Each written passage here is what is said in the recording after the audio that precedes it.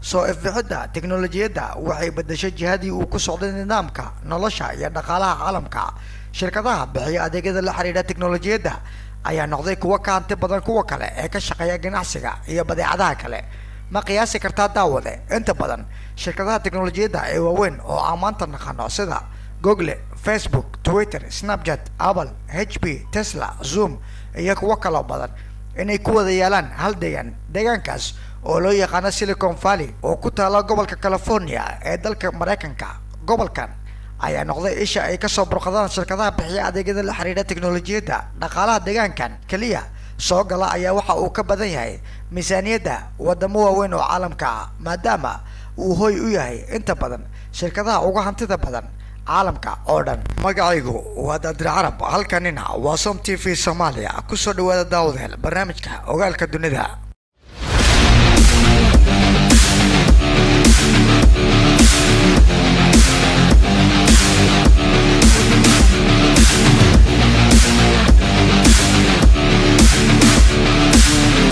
waa halka inta badan lagu sameeyo cilmi baarista tiknoolajiyadda, waxayna saldhig iyo jiha u noqotay ganacsiyada la xiriira adeegyada casriga ah. ka hor sanadihii 70-meeyadii Silicon Valley waxay ahayd xarun caan ku ah cilmi baarista la xiriira dhanka difaaca ee Mareykanka, waxayna saldhig u ahayd dhowr hay-adood oo qaabilsan horumarinta tiknoolajiyadda la xiriira difaaca, kuwaasi oo ay adeegsadaan ciidamada Mareykanka. dhanka kale jaamacadda Stanford ayaa iyaduna waxay ahayd xarun kale oo soo jiidasho leh oo iyadana ku taala deegaankaasi. sidaasi ayuu gobolka California u ahaa mid meel muhiim ah uga jira waxbarashada dalka Mareykanka. arday badan oo ka baxday jaamacadda Stanford oo ku taala deegaanka Silicon Valley ayaa waxay la soo ifbixeen ganacsiyo yaryar oo la xiriira dhanka tiknoolajiyadda, waxayna noqotay meel loo soo raadsado xulashada dadka fahanka u leh tiknoolajiyadda oo markaasi ku cusbeed caalamka.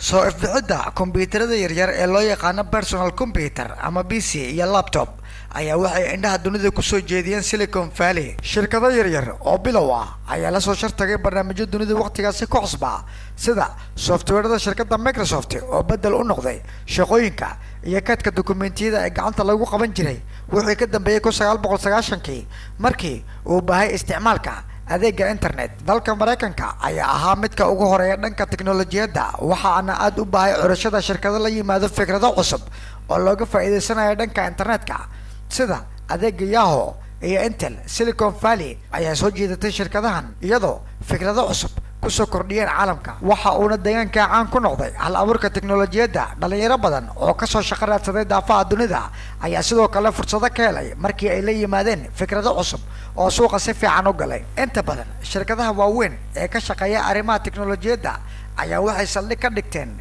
Silicon Valley maadaama deegaankan laga heli karo shaqaale xirfado leh. shirkadda Apple oo ku jirta shirkadaha hormuudka u ah uguna dhaqaalaha badan adduunka ayaa xarunteeda ugu weyn ka furatay Silicon Valley sanadkii 2017. sidoo kale Google, Facebook iyo Tesla oo iyagana safka hore uga jira shirkadaha ugu hantida badan caalamka ayaa iyaguna saldhig ka dhigtay deegaanka Silicon Valley. gobolka California ayaa noqday gobolka ugu dhaqaalaha badan Mareykanka. dakhliga soo gala sanadkii gobolkan ayaa ka badan dhammaan kan u soo xarooda qaaradaha Africa, Australia iyo Latin America. Silicon Valley ayaa noqotay xudunta rasmiga ah ee dhaqaalaha California, waxayna saldhig u tahay inta badan dadka ugu taajirsan dunida, waxaana qaybta tiknoolajiyadda kaliya ay shaqaaleysiisaa in ka badan 5,000,000 qof. dhaqaalaha mushaar ahaan usoo gala qof kastoo shaqaale ah ee leh xirfadda tiknoolajiyadda ayaa lagu qiyaasaa inay tahay 80,000 ilaa 120,000 oo dollar. deegaankan yar ee ka tirsan gobolka California ayaa sanadkii 2020kii ka dhaqaalo batay magaalooyinka Zurich iyo Oslo oo ka mid ah kuwa ugu waaweyn uguna dhaqaalaha badan qaaradda Yurub. jaamacadda Stanford ayaa lagu ammaanaa inay qayb weyn ka qaadatay sare u kaca deegaankan. inta badan shirkadaha tiknoolajiyadda ee dooxadan Silicon Valley waxay ka soo burqadeen maskaxda ardayda jaamacaddan Stanford. shirkadaha ay sameeyeen ardayda jaamacaddan ayaa waxaa ka mid ah Google, Yahoo, Instagram, Cisco, HP, Snapchat iyo kuwa kale badan.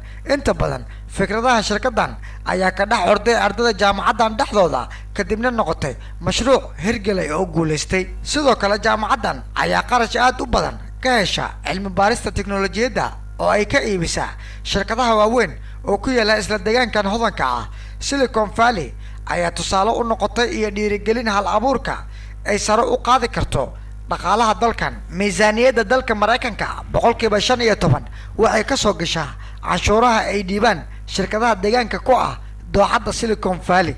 wadamo badan oo caalamka ah ayaa iyaguna bilaabay abuuridda deegaano la mid ah Silicon Valley oo loogu talagalay kobcinta fikradaha tiknoolajiyadda. Dalka Hindiya ayaa magaaladan ka dhigay goob u gaar ah tiknoolajiyadda. Magaalada Bangalore ayaa noqotay hoyga curinta afkaaraha tiknoolajiyadda ee dalka Hindiya 10 sano ee ugu dambeeyay.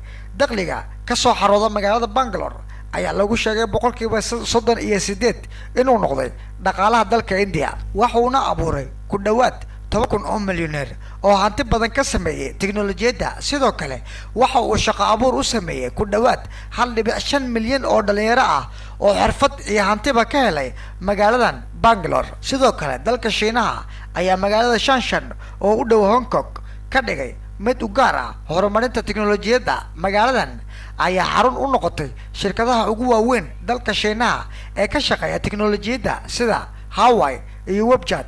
Magaaladan ayaa dhaqaale ahaan kor u dhaafay magaalooyinka waaweyn ee Asia sida Hong Kong, Tokyo iyo Seoul. Halbeega dhaqaalaha GDP ee magaaladan ayaa sanadkii 2019 gaaray 37 bilyan oo dollar sanadkii oo kaliya, waxaana ka howlgala shirkado wadarta hantidooda ay tahay 2.3 trilyan oo dollar. Sare u kaca internetka ayaa muujinaya in kasbashada aqoonta iyo fikradaha aysan cidna cid kale ka xigin. Waxa kaliya ee la isku dhaafay ay tahay hadba qofka sida uu uga faa'iideysto fursadaha uu heli karo. Tiknoolajiyadda waxay cadeysay qofka inuu ganacsi bilaabo inaysan u adkeyn sidii waqti ay ahayd, kaliyana laga rabo inuu maskaxdiisa uga shaqeysiyo sida ku habboon, xoogana uu saaro sidii uu ku kasban lahaa xirfad muhiim u ah halka uu hiigsanayo. Intaas ayaan kusoo gabagabaynaynaa daawadayaal muuqaalkeena maanta oo aan ku lafagurayna dooxada Silicon Valley oo ah magaalo wax badan ka bedeshay dhaqaalaha dalka Mareykanka.